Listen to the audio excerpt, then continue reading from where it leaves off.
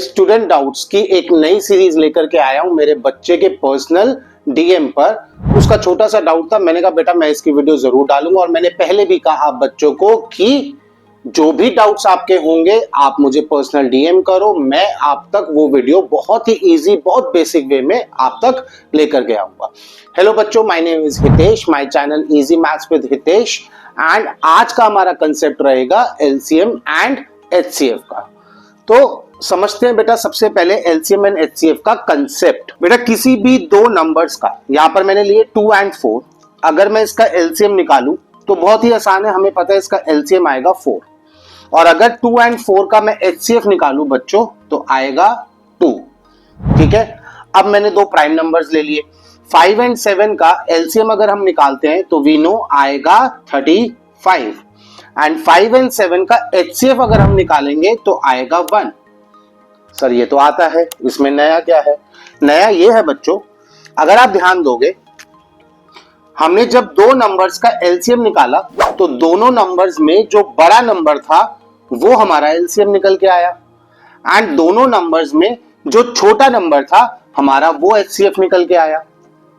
ठीक है, फिर मैंने दूसरा एग्जांपल लिया 5 और 7 का, तो दोनों नंबर्स में उससे भी बड़ा नंबर, दोनों नंबर से भी बड़े नंबर एलसीएम आया, एंड दोनों नंबर से छोटा नंबर हमारा एचसीएफ आया। तो यानी कि थिंकिंग प्रोसेस क्या डेवलप करना है आपको कि जब भी हम दो नंबर्स का एलसीएम निकालेंगे तो दोनों नंबर्स में जो बड़ा नंबर होगा या तो वो एलसीएम होगा या उससे भी बड़ा होगा। दोनों नंबर्स में जो बड़ा नंबर है या तो वो एलसीएम होगा या दोनों नंबर से भी बड़ा नंबर हमारा एलसीएम निकल के आएगा। एचसीएफ के अंदर बच्चों दोनों नंबर्स में जो छोटा नंबर होगा वो एचसीएफ आएगा या उससे भी छोटा नंबर हमारा एचसीएफ आएगा। अब इसको यूज कैसे करना है? प्रॉब्लम क्या है जो डीएम आया मेरे पास, उसमें प्रॉब्लम यही थी कि सर वर्ड प्रॉब्लम्स को पढ़कर ये समझ नहीं आता कि एलसीएम लगाना है या एचसीएफ लगाना है, राइट? एंड बहुत इंपॉर्टेंट क्वेश्चंस है बोर्ड के पॉइंट ऑफ व्यू से, 3 नंबर में ये क्वेश्चन अक्सर पूछा जा रहा है। बेटा ये क्वेश्चन लिखा मैंने, an army contingent of 616 members is to march behind an army band of 32 members in a parade। अब दो नंबर्स हमें यहां नजर आ रहे हैं, 616 यानी कि आर्मी की एक टुकड़ी थी जिसमें 616 मेंबर्स थे, उनको आर्मी बैंड के 32 मेंबर्स के पीछे मार्च करना था, परेड करनी थी। ठीक है, the two groups are to march in the same number of columns, what is the maximum number of columns in which they can march। हमें यह बताना है कि कितने मैक्सिमम नंबर ऑफ कॉलम्स में वो मार्च कर सकते हैं सो दैट सभी में इक्वली आ जाए। अब कंफ्यूजन ये है सर इसमें एलसीएम निकाले या एचसीएफ निकाले। अब समझना बेटा ध्यान से, मैं कह रहा हूं आपको क्वेश्चन की लैंग्वेज समझ नहीं आई। ठीक है, लैंग्वेज समझ नहीं आई तो और ज्यादा कंफ्यूजन है कि एलसीएम निकाले या एचसीएफ निकाले। तो हमें तो ये दो नंबर्स दिख रहे हैं और लॉजिक ये कहता है कि दो नंबर्स का एलसीएम निकाले तो या तो वही नंबर आएगा या उससे भी बड़ा आंसर आएगा, और एचसीएफ निकाले तो दो नंबर्स में जो छोटा नंबर है या तो वो एचसीएफ आएगा या दो नंबर्स का भी छोटा नंबर हमारा एचसीएफ हो सकता है। तो मुझे नहीं पता यहाँ पर एलसीएम निकालना है या एचसीएफ निकालना है, तो आपके 5-10 सेकेंड्स वेस्ट होंगे। आपको फटाफट से इन दोनों नंबर्स का 616 एंड 32, मैं ये नहीं कह रहा पूरा पूरा एलसीएम निकालो या एचसीएफ निकालो, आपको बस इतना कंसेप्ट याद रखना है ये वाला कि अगर मैं इन दोनों नंबर्स का एलसीएम निकालता हूं तो या तो 616 आंसर आएगा या इससे भी बड़ा नंबर आंसर आएगा, और अगर मैं एचसीएफ निकालता हूं तो या तो 32 आंसर आएगा या उससे भी छोटा आंसर आएगा। तो अब क्वेश्चन की थोड़ी सी अंडरस्टैंडिंग ले, उन्होंने क्या कहा, दो कॉलम्स, उनके पीछे हमें आर्मी के बंदे खड़े करने हैं सच दैट कि maximum number of columns in which they can march. ठीक है, तो अब बेटा सोचो अगर मैं एलसीएम निकाल दूं तो या तो 616 आंसर आएगा, राइट, या फिर उससे भी बड़ा नंबर आएगा। तो सोचो 616 यानी कि 616 मेंबर्स हैं उस टुकड़ी के अंदर और 32 बैंड वाले हैं। अगर मैं 32 बैंड वालों को भी अगर एक एक करके एक एक कॉलम में खड़ा कर दूं तो उसके पीछे आप 616 मेंबर्स को कैसे खड़ा करोगे? सिंगल सिंगल तो खड़ा कर ही नहीं सकते। तो बच्चा सिंपली इजीली आपको ये समझ में आ जाएगा कि अगर मैं एलसीएम निकालता हूं तो 616 या उससे बड़ा आंसर मेरा यानी कि एलसीएम इसके अंदर, इस क्वेश्चन के अंदर फिट नहीं बैठेगा। ठीक है, प्रेजेंस ऑफ माइंड यहां पर बस यूज होगा। ये कंसेप्ट इसीलिए समझाया कि थोड़ा सा आपने अपना प्रेजेंस ऑफ माइंड यूज किया और आप इजीली समझ पाओगे कि मुझे यहां पर क्या निकालना होगा, HCF निकालना होगा, ना कि एलसीएम।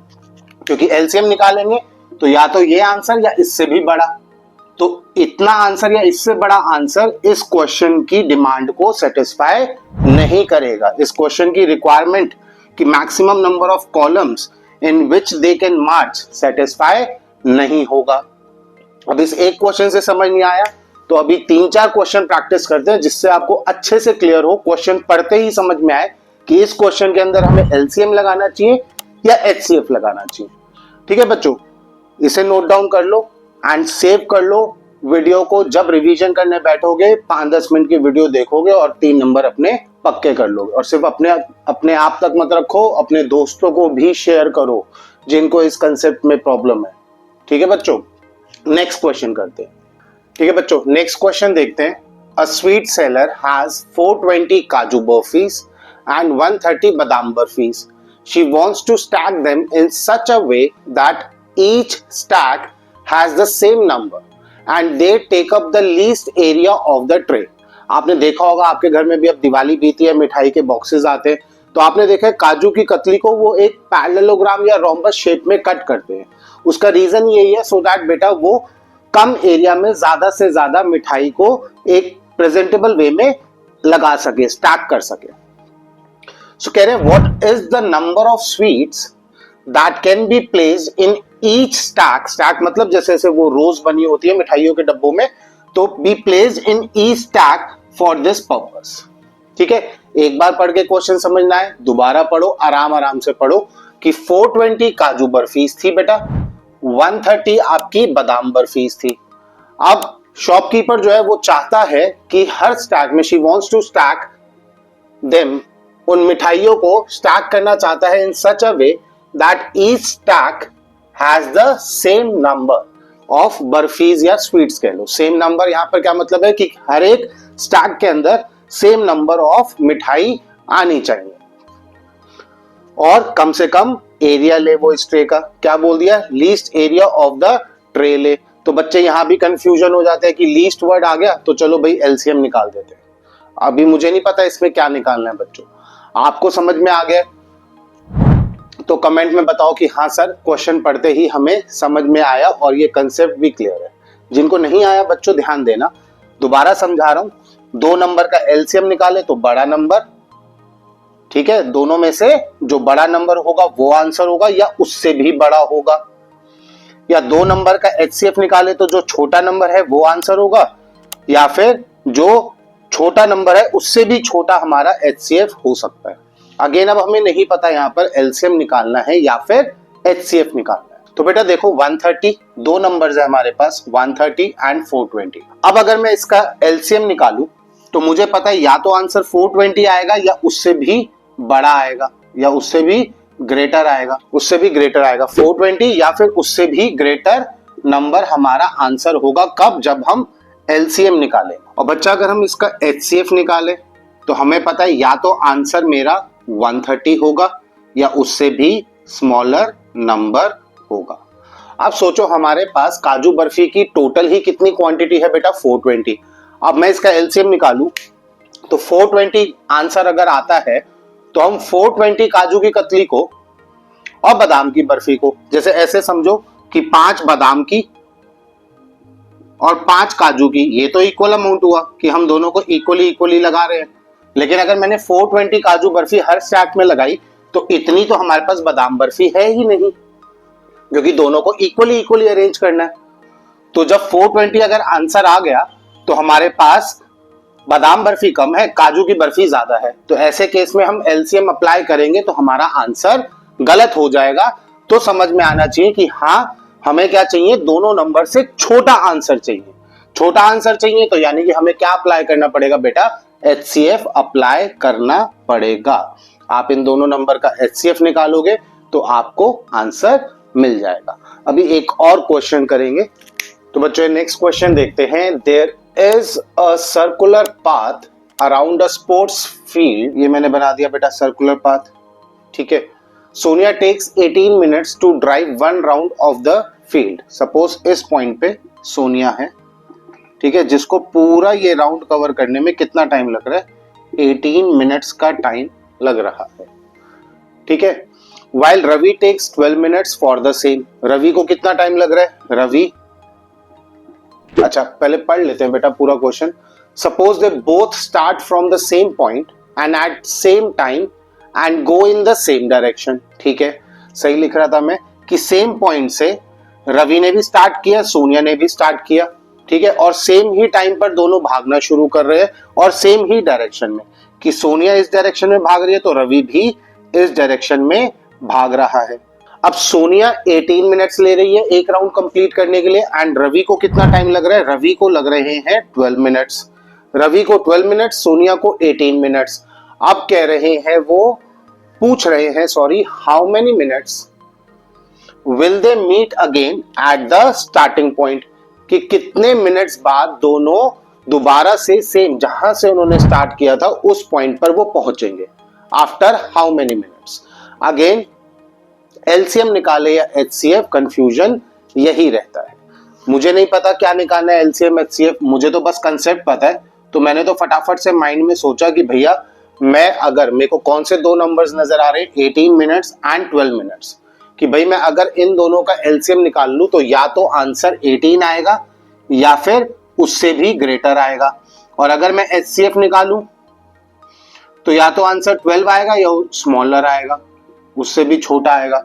तो अब लॉजिक यूज करें, थोड़ा सा प्रेजेंस ऑफ माइंड लगाएं बेटा। तो क्या कहते हैं, माइंड क्या कहेगा मेरा कि भाई सोनिया को लग रहे हैं 18 मिनट्स। जब वो 18 मिनट्स में पूरा चक्कर, या रवि का समझो, देखो रवि ने 12 मिनट में एक चक्कर कंप्लीट कर लिया, तो ऑब्वियस है ना सोनिया को 18 मिनट्स लग रहे हैं, तो 18 मिनट्स में तो रवि एक चक्कर कंप्लीट कर लेगा और वो 6 मिनट्स में यहां तक समवेयर कहीं पहुंच जाएगा, और तब तक सोनिया का एक ही चक्कर कंप्लीट होगा 18 मिनट्स में। तो लॉजिक ये कहता है क्या कि भाई अगर मैंने एलसीएम निकाला तो 18 या 18 से बड़ा नंबर, और हमें वही चाहिए होगा, क्योंकि अगर मैं एचसीएफ पे जाता हूं तो आंसर 12 आएगा, और 12 मिनट्स में तो सोनिया के लिए पॉसिबल ही नहीं है कि वो एक राउंड कंप्लीट कर पाए, जबकि रवि अपना एक राउंड 12 मिनट्स में कंप्लीट कर चुका होगा। तो इतना दिमाग लगाया, थोड़ी सी अंडरस्टैंडिंग ली, आपको क्लियर कट जवाब मिलेगा अपने मन में कि हमें इस क्वेश्चन में एलसीएम निकालना है, और आंसर भी क्या हो जाएगा बेटा? 36 मिनट्स। जब आप एलसीएम निकालोगे 12 एंड 18 का तो 36 मिनट्स आएगा। दैट मींस कि 36 मिनट्स बाद रवि एंड सोनिया दोनों इनिशियल पॉइंट पर वापस आ जाएंगे। कैसे? रवि 3 राउंड्स कंप्लीट कर चुका होगा एंड सोनिया के 2 राउंड्स कंप्लीट हुए होंगे, और इनिशियल पॉइंट पे 36 मिनट्स कंप्लीट हो जाएंगे। आई होप क्लियर होगा। अभी 1-2 क्वेश्चन और करेंगे, बने रहो वीडियो में और साथ साथ शेयर भी करते रहो बच्चों। आपके बहुत से ऐसे फ्रेंड्स होंगे जिनको ये कंसेप्ट मुश्किल लगता है। ठीक है बच्चों, ये एक और क्वेश्चन देखते हैं। In a seminar the number of participants in Hindi, English and mathematics are 60, 84 and 108 respectively. Find the minimum number of rooms required if in each room the same number of participants are to be seated and all of them being in the same subject. क्या कह रहा है question? एक seminar जिसमें number of participants Hindi, English and mathematics के कितने कितने हैं? 60, 84 and 108 respectively. अब 3 नंबर्स आ गए बेटा। कह रहे find the minimum number of rooms required if in each room, यानी कि हर एक रूम के अंदर जो नंबर ऑफ पार्टिसिपेंट्स हैं वो सेम होने चाहिए, are to be seated. Same number of participants seated होने चाहिए हर रूम के अंदर, and all of them being in the same subject, और सभी के सभी जो है, जो हम जिस रूम में सेम नंबर ऑफ पार्टिसिपेंट्स बिठा रहे हैं वो सेम सब्जेक्ट के होने चाहिए। अब 3 नंबर बेटा, जैसे 2 का कंसेप्ट सिखाया वही 3 का लगेगा। कि अगर आप इन तीनों नंबर का एलसीएम निकालते हैं तो जो सबसे बड़ा नंबर है या तो वो एलसीएम आएगा या उससे भी ग्रेटर आएगा। ठीक है, या तो ग्रेटर आएगा या फिर तीनों में जो सबसे बड़ा नंबर है वो एलसीएम आएगा। और अगर एचसीएफ की बात करें बेटा तो या तो स्मॉलर नंबर एचसीएफ होगा या फिर जो तीनों में सबसे छोटा है वो या उससे भी छोटा। अब लॉजिक क्या कहता है बेटा, लॉजिक कहता है कि तीन नंबर का अगेन अगर हम यहां पर एलसीएम निकालें तो एलसीएम 108 या उससे भी बड़ा आएगा। अब उन्होंने बोला है कि सेम सब्जेक्ट के same number of participant seated होने चाहिए। तो अगर 108 भी अगर आंसर आ जाए, एलसीएम निकल के आ जाए, तो सोचो आप कैसे बैठाओगे उनको। एक ही रूम में सारे के सारे हमारे मैथमेटिक्स के बच्चे हो जाएंगे। तो दूसरों में तो इतने बच्चे भी नहीं है कि हम सभी रूम में सेम नंबर ऑफ स्टूडेंट्स बिठा पाए। यानी कि अगर एक रूम में 108 स्टूडेंट्स बैठे हैं तो दूसरे सब्जेक्ट के तो उतने स्टूडेंट्स ही नहीं है, तो सेम नंबर ऑफ स्टूडेंट्स कैसे बिठाओगे। तो फिर लॉजिक वहां पर काम करेगा, प्रेजेंस ऑफ माइंड कहेगा आपको कि हाँ हमें यहां पर क्या निकालना है, एचसीएफ निकालना है। और फिर भी एक छोटा सा लॉजिक कह लो, ट्रिक कह लो कि बेटा मैक्सिमम वर्ड प्रॉब्लम्स एचसीएफ पे बनेंगी। जितने भी अरेंजमेंट वाले वर्ड प्रॉब्लम्स होंगी उनमें एचसीएफ का कंसेप्ट लगता है। जितने भी टाइम रिलेटेड क्वेश्चंस होंगे उनमें एलसीएम का कंसेप्ट लगेगा। बट ये तो बेटा वो लास्ट कंडीशन है कि जब बिल्कुल ही समझ नहीं आ रहा, ये समझाया हुआ कंसेप्ट भी समझ नहीं आ रहा, तो छोड़ के तो नहीं आना क्वेश्चन। हम अपनी कोशिश करते हैं कि कुछ ना कुछ लिखा है, तो बेटा वो कुछ ना कुछ लिखने में भी हल्का सा अपना दिमाग यूज कर लेना। ये बात याद कर लेना कि टाइम रिलेटेड क्वेश्चन है तो चलो भाई एलसीएम लगा देते हैं। और अगर हमारे अरेंजमेंट वाले क्वेश्चंस हैं, वेदर वो लोगों को अरेंज करना है या किसी बर्फी को अरेंज करना है या किसी बुक्स को शेल्फ में अरेंज करना है, ऐसे क्वेश्चंस को, या फिर हमारे पास तीन अलग अलग तरीके की रॉड है तो हमें बतानी है कि इस रूम की लॉन्गेस्ट वो टेप बतानी है जो कि तीनों रॉड को एग्जैक्टली मेजर कर दे। तो जितने भी अरेंजमेंट वाले क्वेश्चन है एचसीएफ लगेगा और टाइम रिलेटेड क्वेश्चन में एलसीएम लगेगा। ठीक है, ये सबसे लीस्ट तरीका है समझने का, सबसे बेकार तरीका। समझा इसलिए रहा हूं कि छोड़ के आने से बेटर है कि कुछ ना कुछ करके आओ। तो आई होप बच्चों अब एलसीएम एचसीएफ का कंसेप्ट क्लियर है। ठीक है, उससे रिलेटेड जो वर्ड प्रॉब्लम्स आएगी उसमें कैसे आप लोगों को सोचना है वो क्लियर है। तो फटाफट से अपनी आरडी शर्मा या जो भी बुक जिससे आप पढ़ते हो उससे 10-12 क्वेश्चंस ऐसे उठाओ, प्रैक्टिस करो और अपने आंसर चेक करो। कॉन्फिडेंस बिल्ड हो जाएगा, 3 नंबर आपके पक्के हो जाएंगे। और अपने दोस्तों को मैक्सिमम जितना शेयर कर सकते हो बेटा करो। एंड और कोई टॉपिक है छोटे छोटे ऐसे, चाहे आप 9th में हो, 8th में हो, 7th में हो, बेझिझक बेटा मेरे को मैसेज करो। मैं हर उस टॉपिक पे आप लोगों के सामने बहुत इजी वे में वीडियो लेकर के आऊंगा। ठीक है बच्चों, आज के लिए इतना ही।